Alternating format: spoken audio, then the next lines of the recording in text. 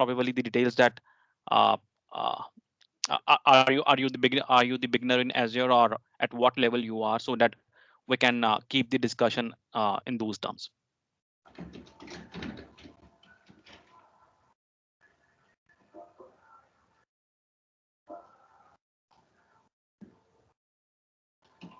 Anybody? It's gonna take some time, Dixit. So it's like people open up a little slow. This is what I've learned. So many meetups all together. So yeah, Sure. Kedar is saying beginner level.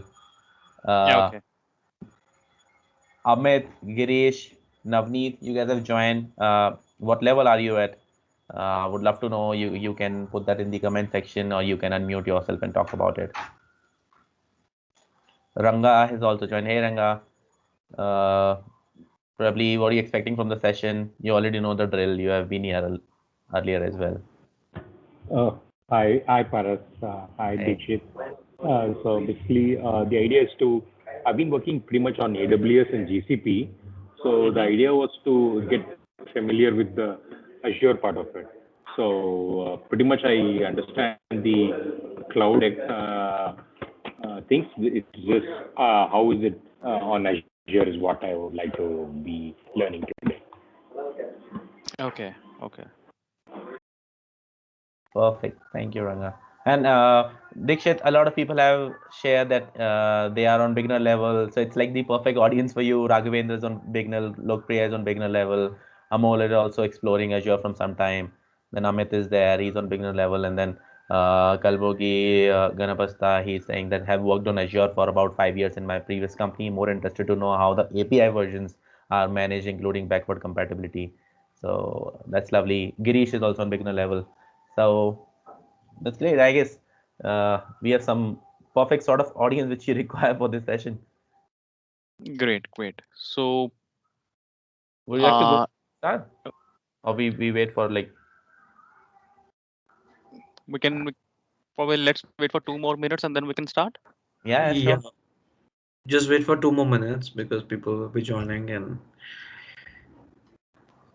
so the so last Uh, week also I started pretty early. So what happened was people who joined later, they said, "Hey, I missed the first part." So we don't want to hear that today. Okay. Okay. Sure.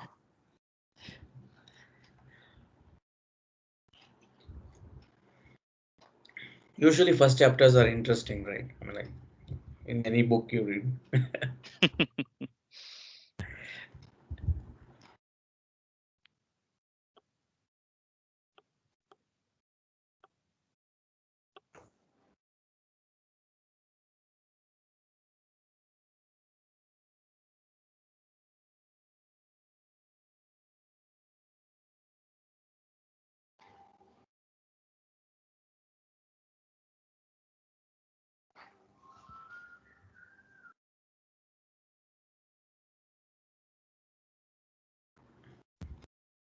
Diksha, until then, do you want to ask anything else? People, I see they are very responsive in the chat box. So we can quickly ask them if there is anything you want to know about them or anything they want to share.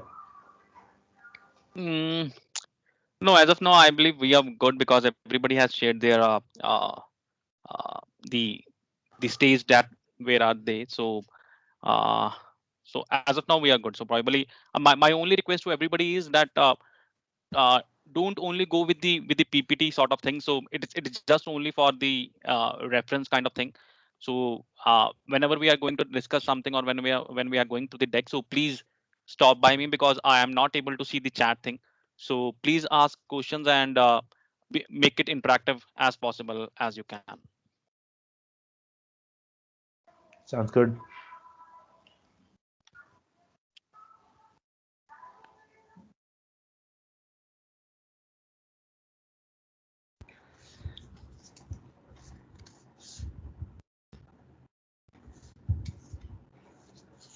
Yeah, I think we can get started. I think Perfect, I guess. Cool then, I guess. Thank you everyone for joining. And this is our Azure Happy Hour series. And today we have Dikshit, to deliver a session on the fundamentals of Azure, and I hope we already have a conversation about it. So hope you have a good session. And as he has mentioned, please try to make this more engaging. This, since you are here, you should make the most of your time and have discussion. It's a small group today again, so we can have a lot of discussions. You have the power to unmute yourself, but with power comes responsibility, so please try to use that responsibility, like, in the right manner. When he is asking for question stuff, then you try to ask and engage with him. And apart from them, help each other in the chat box. If somebody is asking a question, others can, if they know the answer, they can help them. So yeah, let's try to have a good community session today. And off to you, Dikshit. Thank you so much for doing the session. Sure, Vivek. Thank you. First of all, thanks everybody for joining this session. And again, the request would be to make it as interactive as you can. So today we are going to discuss about the Azure Web Apps, the function apps, and the little more of the API management. So um, so firstly started that uh, what is Azure Web App? So it is being the categorized as the PaaS platform of the Azure. So just to have the benefit of the larger audience base. So probably we have three categories, as you might all know, that we have SaaS and IaaS and the PaaS.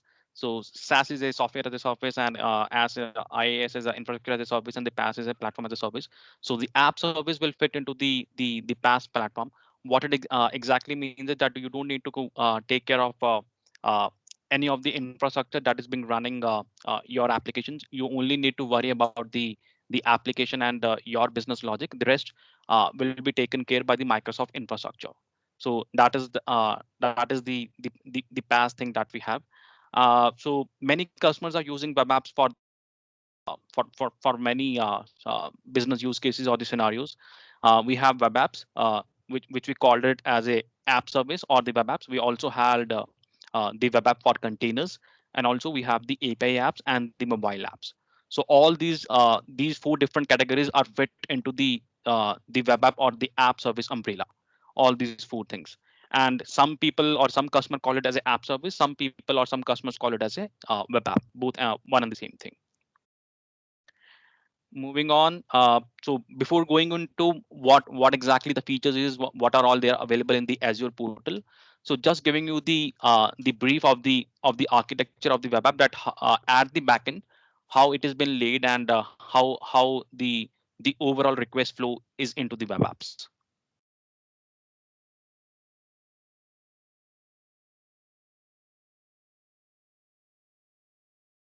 So this is the, you can say, the high level overview architecture of the app service or the web app. So the different components that we have is the front end, which is called ARR. Also, we have the web workers, we have the file server, the application DB, hosting config, API endpoints, and the publishing endpoint. Now, let's say I, as a customer, choose to prefer go to the app service, and I'm deploying the .NET application or the Java application or Ruby application, any application on the app service. Now, if I'm making a request, and before let's say I make an application with the name ABC, then the default host name that will be provided to you when you create an app on the app service will be abc.azurewebsites.net. That will be the default host name that will be provided by Microsoft to you. Now, on this particular, you have deployed this application ABC on the app service, and I, as a user, made a request to this ABC application. Then the how the request flow will come into picture. So this is just to give you the more clarity that how the request flow and what are the various components at the backend. Now, so there is a component which is called front end. So whatever request the customers are making will be taken care by the front end. So I, as a customer, will make a request that will go to the front end. From the front end, it will go to the web worker, or you can say the underlying instance or the machine on which your application is running. So the front end only will take care the input request, and will pass on that particular request to the web worker. The application is not running on the front end. The application is running on the web worker or the instance or the underlying machine. Now, whatever, for example, let's say my application, obviously my application has some codes and some executable, some binaries. When I deploy those will get deployed into the blob storage, and the web worker machine will access those blob storage by the file server access. So it is a more of a same kind that from one particular machine you make an whack call to the network, and you will be able to access those components or those binaries of your application to the actual machine. To the right, we have the application DB. For example, if your application is connecting to any of the DB, whether it is SQL, Mongo, DB, Cosmos, any of the DB, so that is the workflow on the right hand side. And the hosting config component will take care. For example, uh, while deploying to the app service, so there are the couple of uh, app service plans that we have. For example, when we create the app service, so you will get the option to choose the free tire, standard tire, basic tires, or the premium tires. So depending upon which particular tire you have chosen, so those particular information will be there in the hosting config. So once those particular information will be retrieved by the web workers, the machine will be spawned up as per your request, and then the outward request will be the output response. uh, before moving forward, any questions in this particular? I know it's quite overwhelming, and probably quite a lot in this particular time, but just to have the pictorial, or the, you can say, what is web app, what is app service, in which component of the Azure it is fit, and what is the overall architecture or the layout at the backend. Any questions in these 3 or 4 points? Hey, Dixit, I have a simple question. Mm-hmm. So let's say if I'm just having a Python application, Mm-hmm. so exposing an HTTP endpoint, I can Mm-hmm. simply install it into a VM instead of going through all these different No, components. no, What is the N- no. yeah, sorry. Probably. Okay, I'm sorry for that. So this is the okay. So when we talked about the VM, it is the physical machine, or the, you can say, the VM that we have in the cloud. So you can install your application or put your application in the VM itself, or you can put your same application in the app service. So these are not the components you as a customer need to take care. I'm just explaining that what all those components been there at the backend when you go at the Okay, app.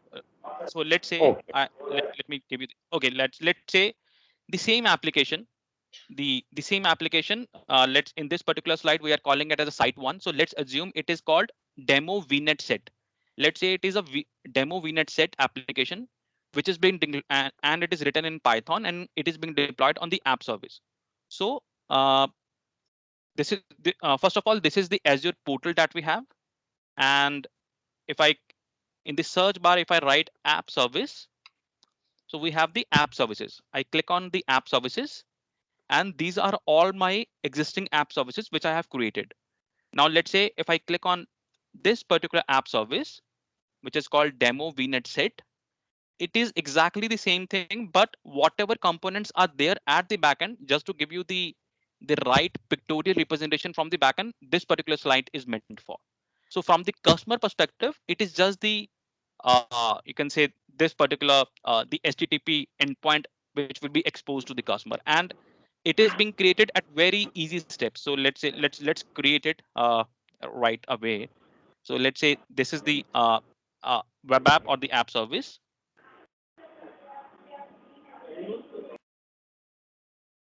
Okay, so there is a subscription, um, so under which we are creating the Azure resources for every. So we need the subscription to create any Azure resources. So also there is a resource group. Let's say we will call it as a demo Friday app service. It is called OK. The web app name, demo Friday web app. It's a code. Runtime stacks, we can choose any one of this. For now, let's say .NET Core. And these are the locations that we have. So let's say West India, and this is the plan that we are using. So when I'm using plan, so let's say Friday app service plan. So this is the app service plan, and this is this queue. So let's say on a change, I click on change size. So these are the different underlying machines that we have. For example, S1, P1, V2, P2, V2, and the different categories. So all these categories different on the basis of compute they are offering, and on the basis of various features that they are offering. In the S1, we will have 1.75 GB of RAM. In the other, we will have more. In this case, we have 3.5. And in the P2, V2 category, we have more 7 GB of RAM. So let's say I click on again the S1, click on apply, review and create.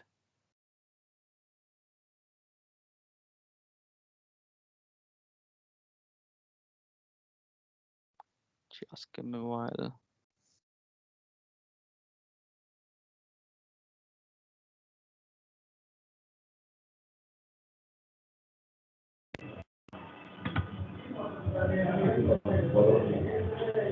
Just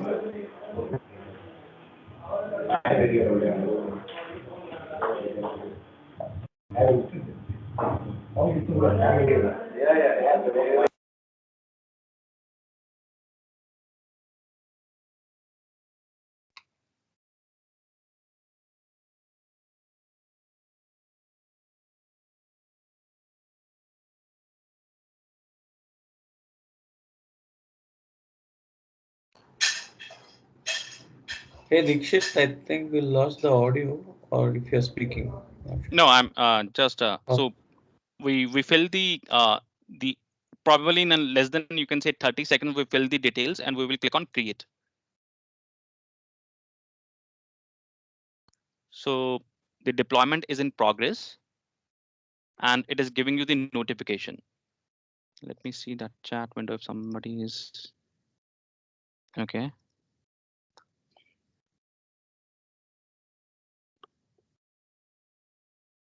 So at this top right corner, we will have the notification that the deployment is in progress. And yes, so it has been successfully. Now we have the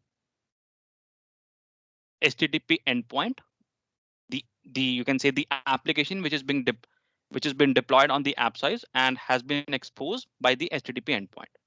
So this is the app service, but the components that we are explaining in this, or the pictorial representation, is showing that at the backend what are the various components that we have, only to give you the more Okay. clarity that what's at the backend. Sure. Sure. Fine. Thank you. Sure. So moving forward, okay, I'm sorry. Does anybody have any more questions?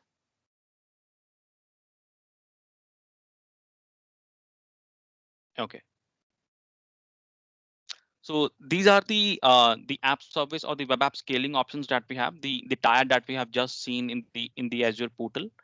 Uh, while creating the web app, we have chosen the shared one, but these are the various other tier or the SKUs that we have. We have this free, shared, basic, standard, premium, and the isolated.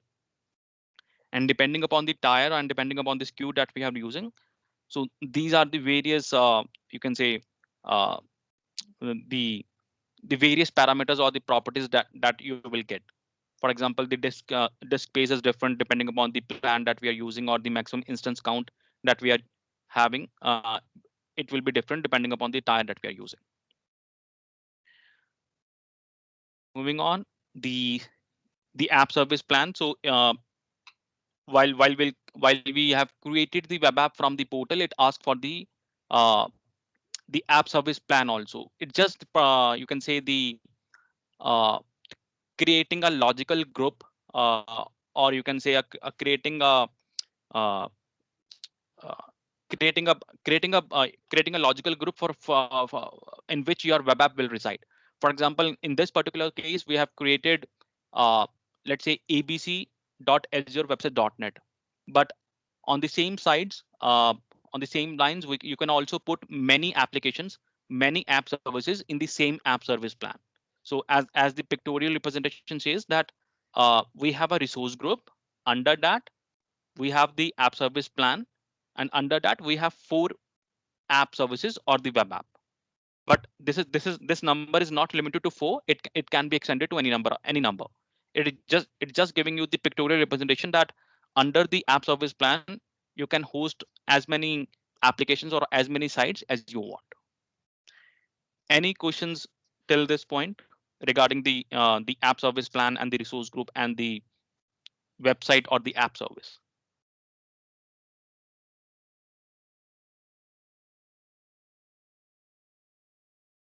Okay, I take it as a no.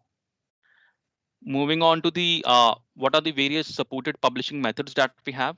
So we have the FTP, we have the Azure DevOps, Web Deploy, uh, and the GitHub and the Dropbox, and there are many more. So for example, some customers choose to prefer the use some customers prefer to choose the deploy the applications by the FTP client. For example, FileZilla. The Azure DevOps will come into picture when you're creating the CI/CD pipeline. So those things will come into picture. The web deploy, you are deploying you are developing your application from the Visual Studio, and you are just in the Visual Studio itself. You are right clicking on the project and want to deploy the application to Azure, uh, particular to the app service. So the web deploy will come into that in that particular case.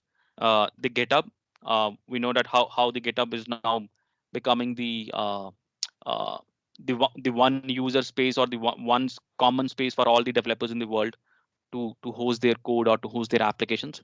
Then we have the Dropbox and many other options that we have.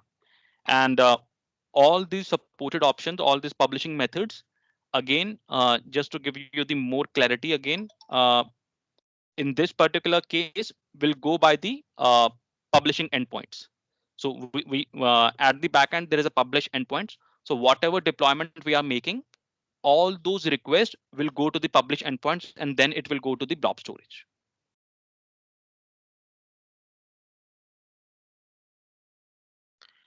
So the various configurations that we have for the deployment sort is, for example, your application might support 32-bit or the 64-bit or the WebSockets. So depending upon the binaries of your application or the compilation of your code. So depending upon that, we need to select that whether it is a 32-bit or whether it is a 64-bit. And then we have the obviously in every application we have some connection string or some sort of settings which we are using basically as app settings. So those configurations can be very easily done on the portal itself by the app setting and the connection strings. Then we have the monitoring and the diagnostic settings. We will go through that. And also there is a web job. So let's say uh, we have an app service and there is some background process that you want to run, or to be precise, let's say you want to run some window service which can do some background task while your application is running. uh, as a business case, let's say you have an e-commerce application and you are taking those orders from the customer, let's say from the Flipkart or from the any e-commerce application, and you are putting those orders into some of the storage, and you want to process those orders that we got from the customers. Now your application is deploying as an app service. So one of the features that we give uh, as a extra component as a part of app service only is the web job. So those orders can be consumed or can be run by the business logic that you put in the web job. So it is the window service or the backend service that will run uh, in conjunction with the app service. And then we have for example, we also do have the support of providing custom domains. uh, let's say we deploy the application and we have some inner name. Let's say I deploy an application and I keep it as a Dixit.azurewebsite.net, but I want that this particular name will not be exposed to the outside world. It should be with a different name, with a more user friendly name. So the user friendly name, let's say it's a facebook.com, or let's say uh, any username that you want to prefer. So even those features are applied at the app service level, and you can buy a domain from the domain provider, and by setting up the a records and the C name records, you will be able to have the custom domain of the app service. The most important thing is that all these are available only at the click of the user in the app service portal. So for example, if I go to the app service, so whether we choose, so this is the custom domain blade. So here you can go with the you can say uh, the custom domain that you have provided. So for example, uh, let me go through. So this is the overview. Let me start from the top. So in the overview, we have the URL, which is the HTTP endpoint. It is giving you the app service plan. So the plan under which you are running, the FTP deployment uh, mode, or you can say the FTP host name. If the customers prefer to go with the deploy their app service by some of the FTP client that like FileZilla. So these are the things available at the overview level.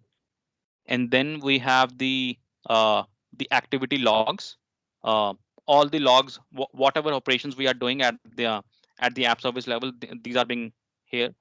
The most important, or probably from the most useful thing I can say, let's say generally when we put our application into production, so there are a lot many issues that we encounter on a daily basis. And why those issues are coming, how to troubleshoot, how to diagnose those issues, it is always being very difficult from the developer point of view.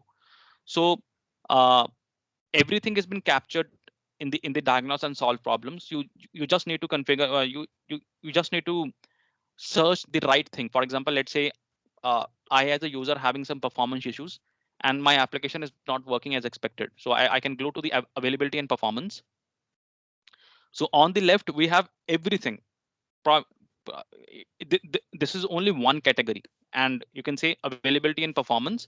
And under availability and performance we have 12 to 13 categories, and you can click on that and it will give you the information that what happened on that particular day. So without reaching to anybody, without consulting everybody, the developers at least get 70 to 80% of the idea that what is happening on the app service level. On the same lines, if I go with the SSL and domains, so these are the categories that we have.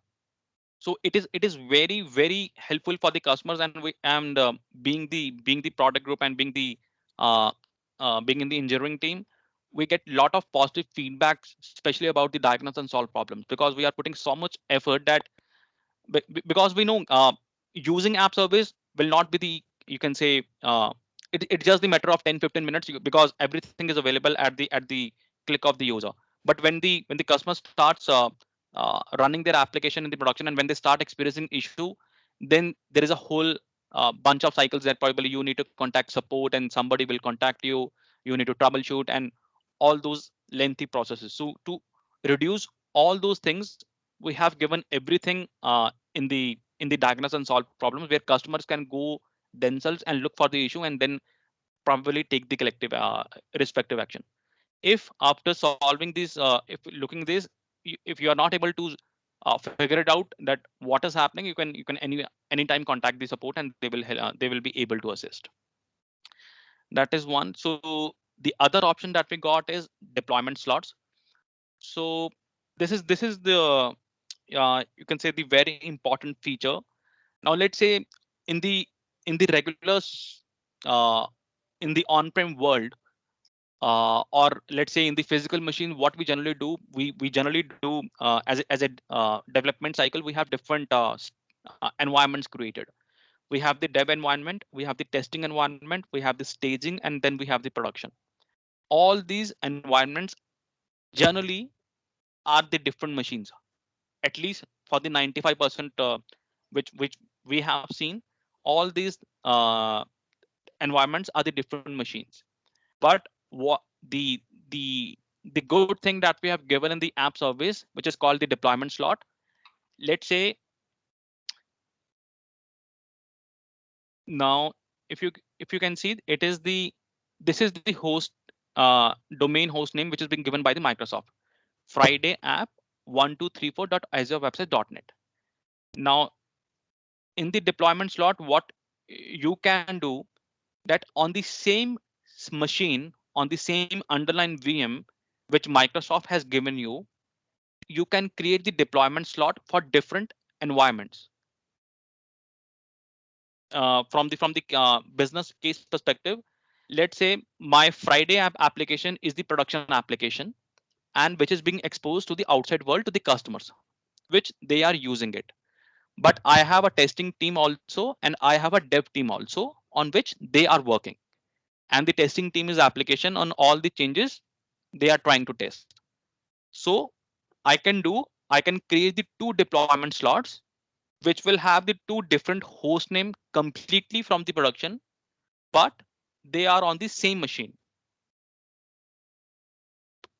But they are on the same machine. Now, by doing this, what we are doing, we are not creating different machines for every environment, but we are creating different host name, by able to which we are able to segregate each of the application that is running on one particular machine. So for example, if there is an issue in the Friday app, and if I created a deployment slot for my testing team, and the Friday app application issues which is happening in the let's say, so there is a deployment slot and there is a production app. Now, if something happens in the deployment slot, it will not affect in any way the production application. Now, let's say in the deployment slot, I have created 4 deployment slots. So whatever issue is happening in one deployment slot, it will not affect any of the application in any of the deployment slot in and the production application itself. Guys, please do let me know uh, if you have any questions in this, because this is very important when you're managing cost. For example, uh, when we designing solutions on the cloud, whether it is Azure or any cloud, so the cost is always the key factor that we are looking into. So it also benefit from the cost perspective also. So please do let me know if you have any questions in this.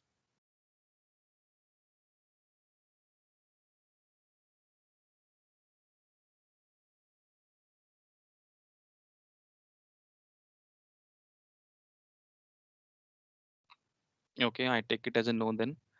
Then the next, uh, so this is the scale up options.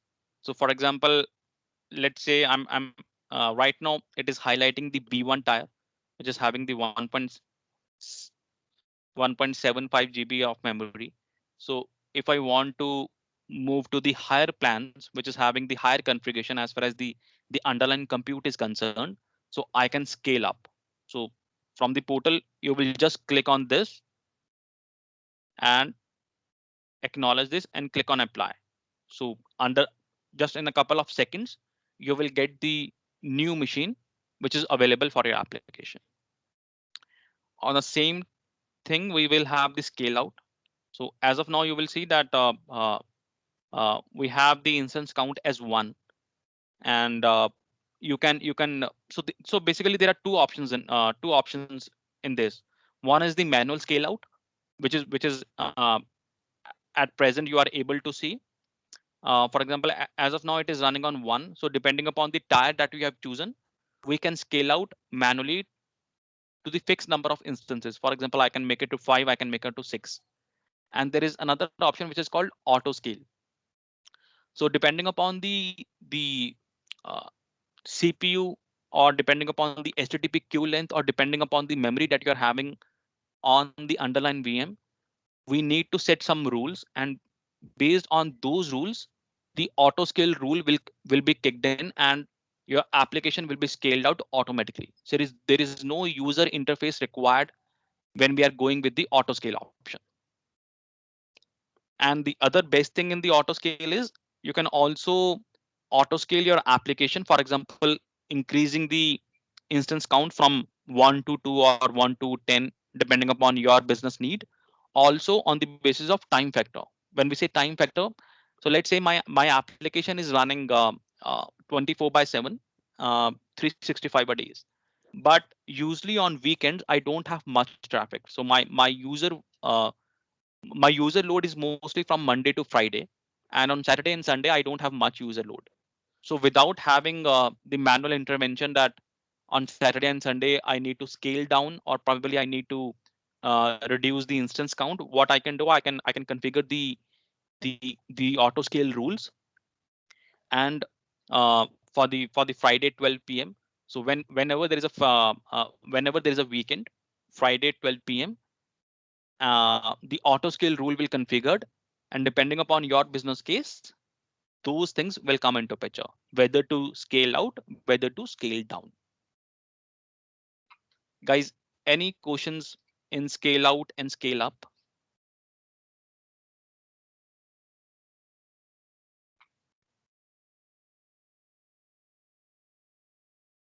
Okay.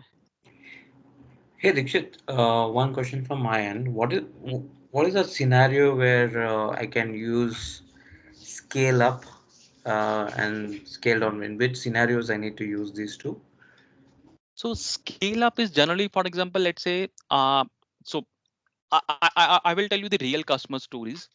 Uh, so if we go with the scale up plan, if I go, so some customers are using, let's say, uh, today, uh, um, I deployed an application on the B1 plan, and it is having the compute of 1.75 GB of RAM, or whatever the compute. It is having some compute, and as of today, I have only 500 user base. But over the time, let's say 6 months down the line or 1 year down the line, as of now, I'm having 500 user base, but probably over 1 year down the line, I might have 50,000 user base. So eventually, whatever request is being coming to the app service or to the underlying instance, so there is some compute power required for the application to run that particular. So when my user base is 500 and when my user base is 50,000 or 1 lakh, the same compute will not work. So in those cases, we will go with the scale up option. When there is a definite, you can say, uh, you are definite that your user base is has already gone up. The other option is you are sure that there is some CPU intensive or there is some memory intensive task that you are using in your application, which require more RAM or more memory as far as the particular plan is concerned. So this is for the scale up. Scale out is you already have the, let's say, even you are already using the higher configurations, any configurations which is, let's say, P3v3 or P3v2, any 14 GB of RAM, or any high end machine, any high end plan that you're already using, and you are running uh, on 3 instances and on 4 instances. But even let's say, uh, you have a you are an e-commerce application, and every quarter you have a sale day. Now on those 2 or 3 days, I can set up the auto scale rules. For example, per quarter, my application will run on 3 instances, all the all days uh, in 3 months. But out of those 3 months, only for 3 days, I have the auto scale rule configured, which will scale out my application from 4 instances to 10 instances. So in this way, I'm able to cater my user load, which is there due to high traffic, due to my sale period, for those 3 days, and for the rest of the periods, I'm scaling down and I'm running on whatever user load my application will have to run. Uh, does I answer your question, or any questions are still there?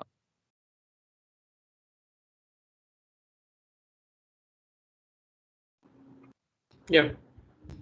Okay, sure. So moving on. So this is the CI/CD pipeline that we are discussing in the previous slide. That uh, whether we go for the Azure DevOps and the GitHub thing. So multiple developers work with the one application, so they can build the CI/CD pipeline with the slots that we have. So the advantage we have already discussed, that for the slots we don't need to spawn the another VM or spawn the another instance. You can have the independent environment with a different host name, which will run on the same machine, and the testing or the development or the dev guys can play around with those host name or those applications without affecting the production application. Moving on to the diagnostic. So it basically just listing out the different logs that you have available. So let me give you also one more thing. So if I go to the so this is the application that we have created. Uh, so less than probably at 30 seconds. So if I search into the Kudu and click on go,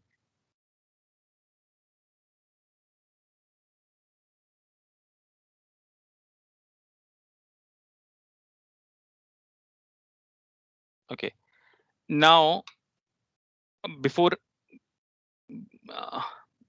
uh, going to the Kudu, let's discuss something about this. Now we have deployed the application and its name is Friday app 1234. But eventually under the hood, there is some machine which is hosting this application, right? We always say cloud, but eventually even in the cloud, there is some in some data center, there is some machine which is running and which will be responsible for hosting your application and which will be responsible for running your application. Now when I type kudu, it is basically the console interface given to you for that particular machine on which your application is running. And if we go into the debug console, CMD, so these are the contents, these are the binaries that will be available. For example, I'm I'm developing a Python or the .NET application. I deploy that particular binaries or the code base to the app service. By this debug console, you will be able to see that what is my code base and are the binaries really there in that particular machine or not, and whatever the log files you have enabled or being created as a part of applications will be there. So if we go click on the site, so these are, for example, www root logs jobs. So this is the, you can say, the hierarchical structure as far as the app service part is concerned. And this is the console that has been given to the customer for the underlying machine on which your application is running. Guys, any doubts in this particular thing, or any doubt? We are calling it a uh, some people call it as a kudu, some people call it as a debug console. So depending upon your comfort level, so these are the two different terminologies that different customers use. Guys, any doubts in this?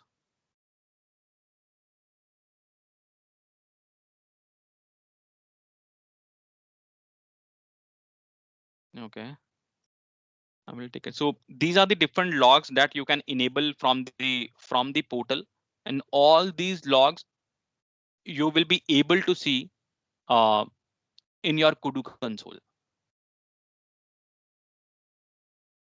So the next thing is the diagnostic and the monitoring options. So again, same thing. So let's say you have deployed your application and it is running fine, but on some day you start experiencing slowness in the application, or the application is not working as per the expectation.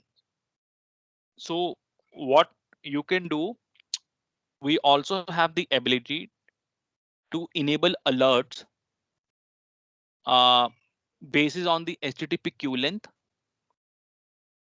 CPU, memory, and quite a lot. It's a long list. On the basis of those parameters, you will be able to configure the alert tools. So when those conditions will met, you will get the automated email that those parameters are reached.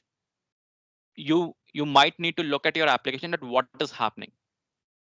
So alerts can be you can say you can use alerts in those ways that to uh, have the notification before the issue happens. So let's say in the real world example, generally the application start behaving slowly, or the performance degrades happen when the CPU or the memory percentage reaches 70% for the considerable amount of time. So when I'm saying considerable amount of time, uh, when the underlying machine start utilizing the 70% or the 70% of CPU or 70% of memory, let's say for 30 seconds. So after considerable amount of time, the application will start responding slowly because the uh, OS becomes slow due to the high CPU and due to the high memory. So what generally customer does that, they they set up the alert rule when the memory when their applications or when the underlying VM reaches 65% or 60%, so that when they reaches that particular thing, they will have the notification that they need to be cautious that something is happening fishy in the application, and they can look into the diagnose and solve problems and able to figure it out what happened on that blue moon day that which has caused this particular thing. Moving on, the networking options that we have in the web app. So so before moving on to the networking features, so any questions from your side, guys? So we discussed couple of things. So just the pictorial representation from the backend. What is app service? Scale out, scale up, web jobs, uh, the various logging that we have, and the various deployment options that we have, and diagnose and solve problems. So these 7 or 8 things we have discussed till now.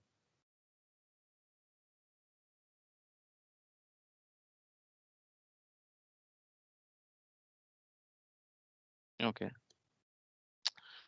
So we have the app service networking feature. So so some features are the features which will restrict the inbound traffic, and some features are the features which will restrict the outbound traffic.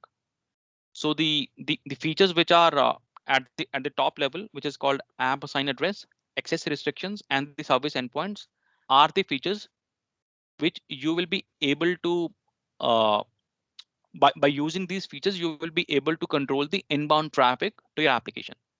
And the features which is being in the lower part of the deck, which is called hybrid connections, gateway VNet, and the regional VNet. These are the features by which you will be able to control the outflow traffic. Now let's go scenario by scenario basis. Now let's say you, as a customer, I have deployed the application, and it is working fine without any issues. Everything is working fine. But due to some compliance thing from my security team, or due to some regulatory action, I need to have the dedicated IP of that particular application. So in those scenarios, you can use the IP based SSL, by which you will be able to get a dedicated IP for your application. So it is beneficial for those customers. Let's say uh, I'm a bank, and I have certain database which due to my security thing, I will not be able to place in any of the cloud. And but I have an application which is in the cloud, and I need to whitelist that particular application to retrieve various data in my database, which is in my private data center. In my you can say, let's say I have a HDFC bank. HDFC bank, I have some database, and my application is running in Azure. But as my database in the HDFC bank is having some very important issues which I can't place it in any of the cloud. So I need some dedicated IP which I can whitelist, by which I'm making sure that I'm allowing only those resources which are known to me. I'm not allowing the public access. So in those resources, customer use generally the IP based SSL kind of a scenario. Guys, any questions on this?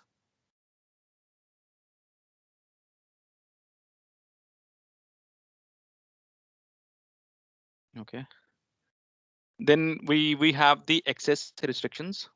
On the same lines, uh, let's say your application is hosted.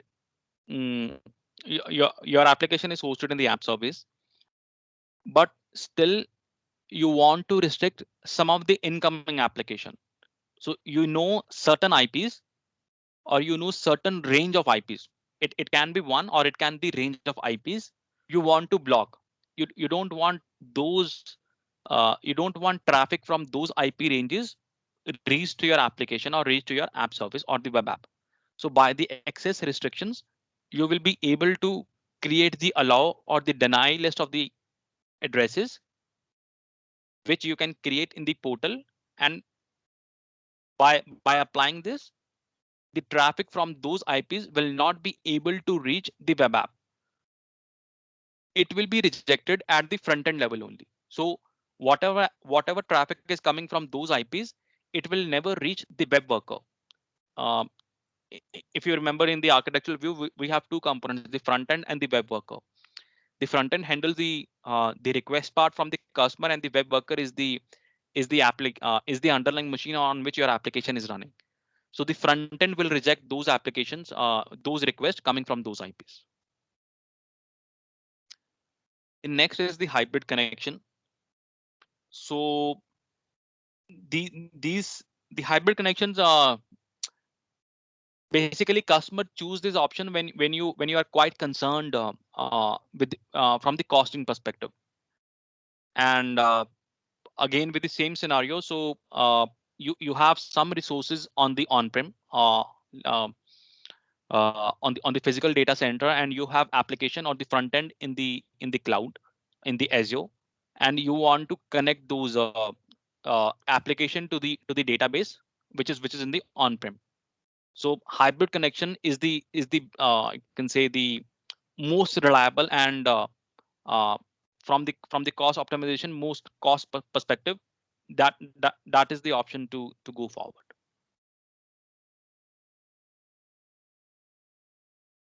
Moving on to the multi-tier private endpoints. Mm, so these are the let me. So if you see the pictorial representation, so there is a front end application and there is an API app.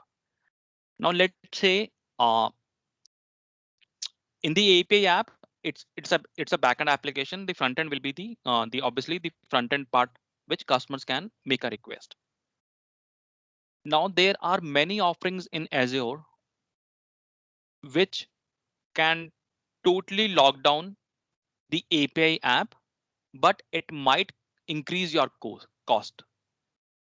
So let's say I want to have the same architecture, the front end and the back end, but I don't want to pay more. I only need that my API app, which is my backend, nobody will able to access from the internet. Only the front end, which is again the app service, will able to access my backend.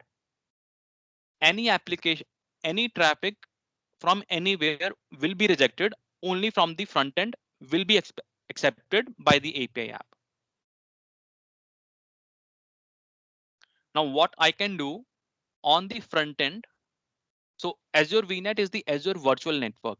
So the people who worked in the AWS. It is the same thing as the VPC, virtual private connection. I'm not recall the exact thing in the AWS, but it is exactly the VPC that we have in AWS. It is called VNet in Azure. It is called the virtual network, your own private network, which customer has bought it from Microsoft, and it is being not been shared by any other customer. Now on the front end part, you created a regional VNet, and there is a VNet. You make the connection by the regional VNet. So by the regional VNet integration, you will have the connection established between the front end and the Azure VNet. And under the Azure VNet, we have created a private link. So when we create a private link, the API app on the backend will not have access to the outside world. So we can say when we are creating a private link on the API app, which is the backend integrations, so the public access of the API app will be totally rejected. Now, whatever traffic is coming from the front end by the regional VNet will can only be accepted by the API apps. I know it's a little bit confusing, but please do let me know if you have any doubts, because this is the scenario which has been accepted by customer most of the times to save the cost. That is why we have put it in the slide that if somebody wants to have the app service and still want to use the secured scenario without uh, paying the higher cost, how to achieve those scenarios. So this is one scenario which covered that aspects. Guys, any question in this, please?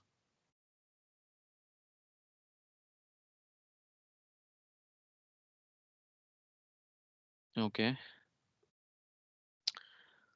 Okay, so now we have the Azure. So before moving on to the Azure function, so uh, any doubts in the app service or the web apps, or probably any question or any general questions from your side, not related to web apps or anything related to Azure, or any questions you might have it.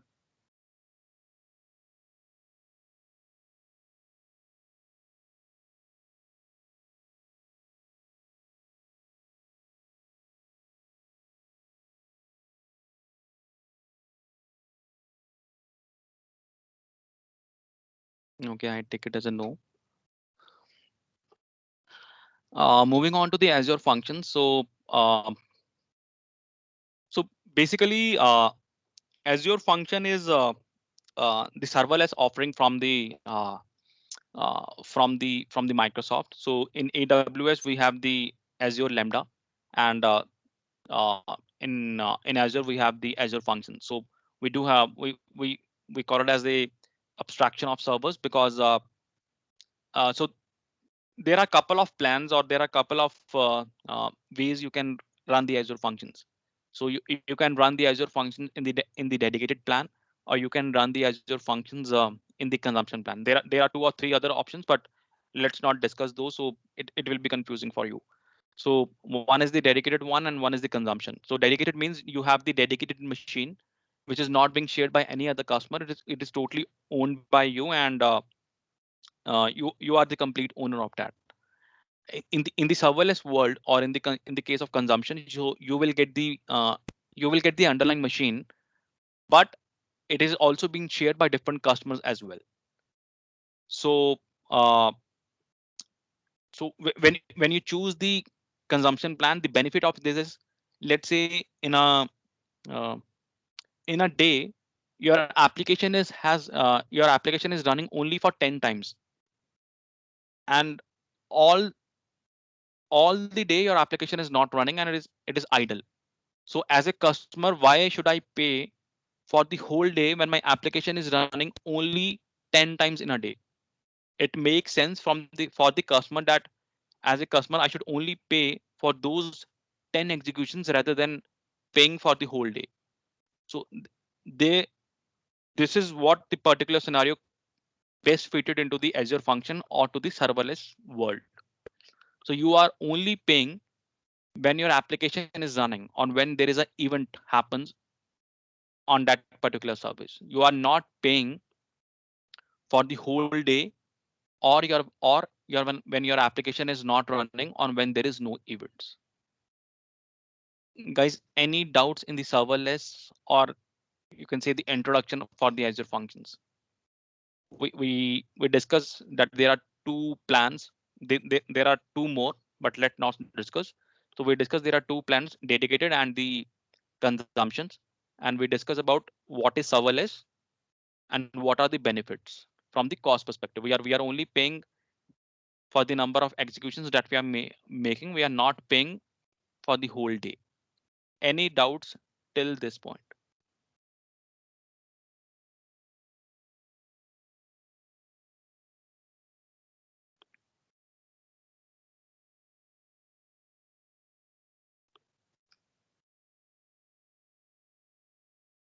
Okay.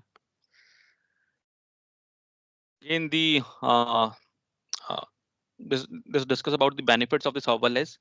So the benefits are that, again, the underlying infrastructure or the underlying VM or the underlying machine, whatever you can call it. So as a customer or as a developer, I don't need to care about it. It's everything will be taken care by Microsoft. You only need to run that, uh, the you can say the business logic or the code part, because I'm sure that everybody is on the call is a developer, and let's say, uh, in the old days, or probably in the on-prem world, you are setting up some new environment. So then there are hell lot of things that you need to configure. You need to spawn up the machine, you need to install some of the programs, you need to install the binaries, all that stuff you need to take care. And setting up the application on those servers, if I'm not wrong, in a production kind of a scenario, which is you can say the minimum sort of application, easily take 2 to 3 days. But in the case of function app, or in the case of serverless, you are not worrying about anything about the underlying infrastructure or the underlying machine or the underlying instance. You only need to be sure that your application logic, the application code is working fine. Rest everything will be taken care by the function app.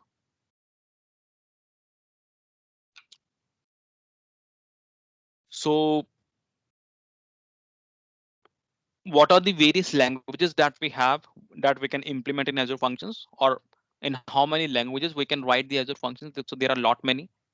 .NET, JavaScript, F#, Python, PHP, and there are quite a lot. And even you can use uh, the custom handler. So in function app, we have a concept of triggers and bindings. So let's say this is so.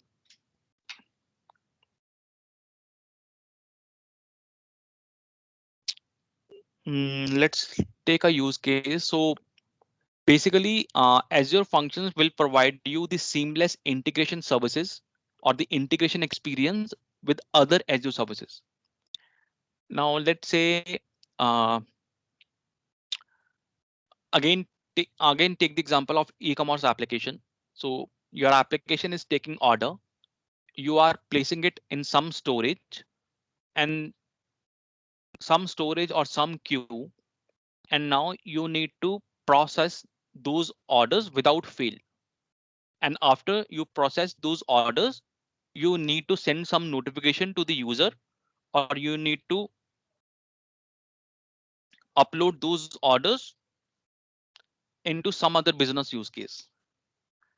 Now let's say Azure functions are not there, and we are doing it everything by the custom way.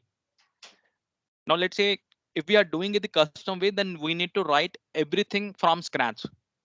Now if I need to integrate, if I need to pick orders from the queues or from the storage, I need to write everything. For example, let's say there is a billion of records that is there in the queue or the storage. You need to process it, you need to handle it, the exception handling, everything you need to write from the scratch, and it will take, obviously it will take time. So to reduce that effort, or to reduce that integration, the Azure functions will come into picture. So the trigger will the trigger will give you the advantage of whenever there is a new record inserted either to the queue or either to the storage, the Azure function will start running. So the trigger means the Azure functions will get trigger on the basis of some event. In this case, what is the event? Entry of some record into a queue or into a storage. So that is the trigger part of it. The other part is the binding. So order comes into the storage or to the queue. When it happens, the Azure functions start running. I do whatever business logic I need to do, and I need to store that result somewhere. The output part, when I'm saying I need to store that result into some services or into something, the binding part come into picture. So the binding will say, let's say, those after processing the business logic, I need to send the email notification, or I need to send the some SMS to the user. So the binding of the Azure functions will take those things quite simply, because you just need to use uh, the triggers and the bindings that is already available in the Azure functions without writing a single line of code. So all the integrations, whether from the input side or from the output side, is given to you by using the Azure functions. You only need to write the business logic as per your business case. Rest everything, every integration without writing a single line of code is given to you as a customer. Guys, any doubts till this point?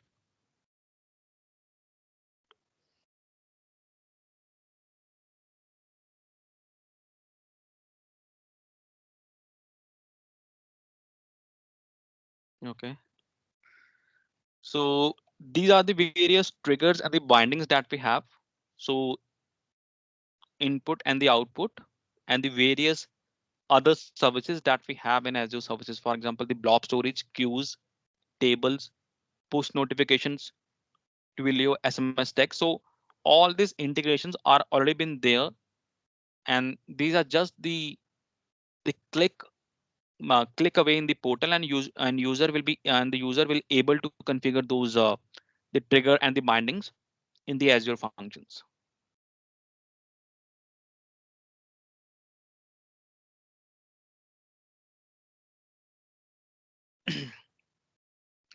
Now, how does scaling works in Azure functions?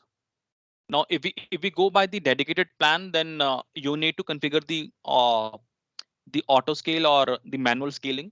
So as a even that is not too difficult. That is only the configuration from the portal that we have seen in the same user experience in the case of web app, that will be applicable to the dedicated plan of the Azure functions.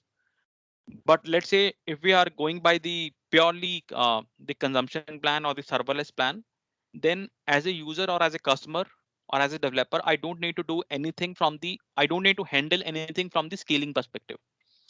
Uh, Taking the example, let's say my function app is running and it has reached certain limit, let's say 1.5 GB of RAM. So the Azure infrastructure will automatically scale out your function app instances. Depending upon, it will automatically evaluate that this particular function app needs more instances, and it will trigger that notification. And in the case of serverless, or in the case of same thing, or in the case of consumption plan, the infrastructure will take care of those scaling needs from the customer perspective. So the customer will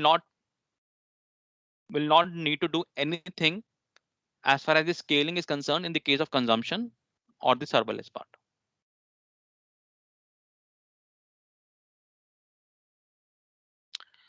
So this is the just the, you can say, the pricing thing that is there. So the number of executions, the duration of execution, and the reserve memory. So all these things will come into picture when there is a consumption trend pricing. So again, the same thing that we are not paying for the entire day. We are only paying uh, whatever we have consumed. So if my function app in a day has run only for 10 times, I'm only paying for the 10 execution rather than paying for the whole day. And also we are giving some uh, the free execution as a part of the function apps.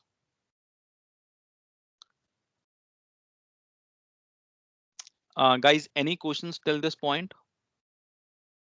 Because we are almost there, so I will keep the last 10-15 minutes for the question Q&A, and then probably we can wrap this session. But any questions till this point?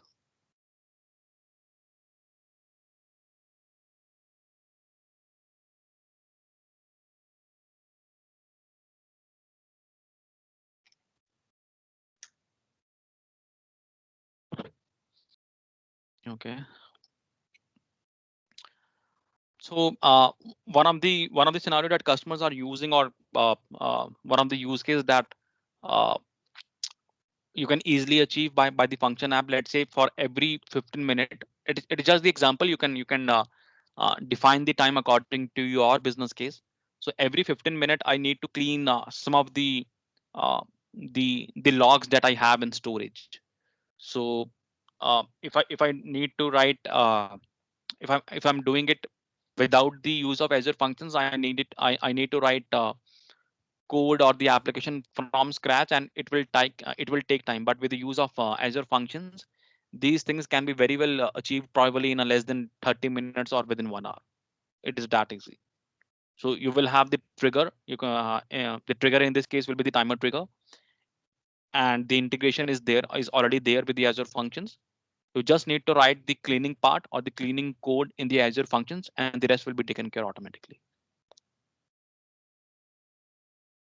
Other thing will be, uh, you have the application, you have some logs in the blob, in some storage, and let's say in the storage you have the Excel files or some kind of files, and you need to convert those Excel files or whatever files into the one particular format. In this case, it is showing as a CSV.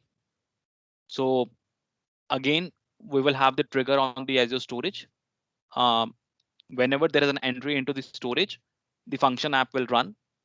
Under the function app, you need to write the code converting that particular format into the CSV format, and rest, uh, by the case of output binding, you can process those messages into the respective business use case.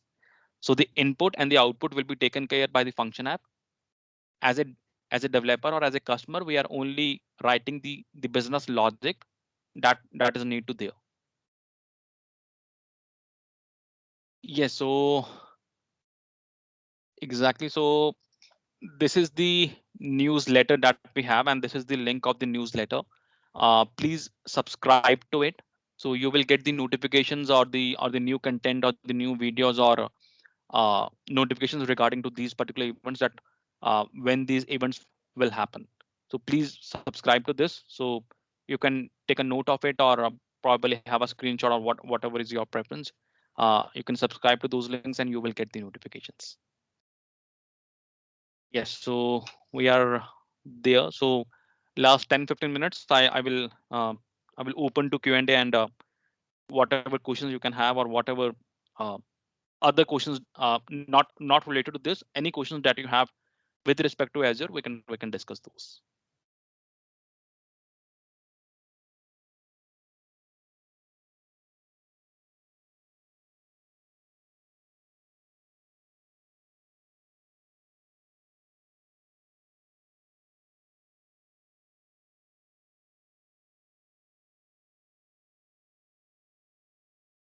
Guys, anybody having any questions with respect to this particular topic, or anything about journal in Azure, or anything you want to discuss?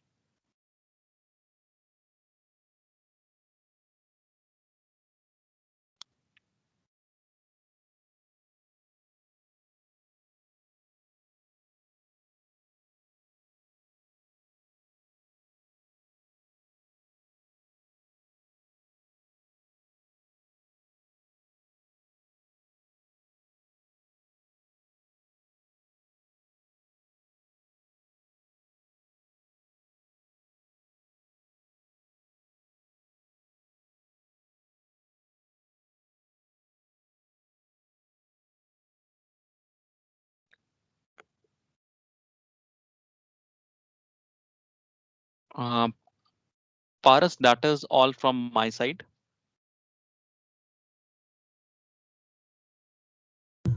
Okay. Dikshit, I guess it was, that's done. I guess nothing specific people Okay. have put in the comment section. So I guess we're good to go if that is the scene. Then thank you so much then, and thank you so much.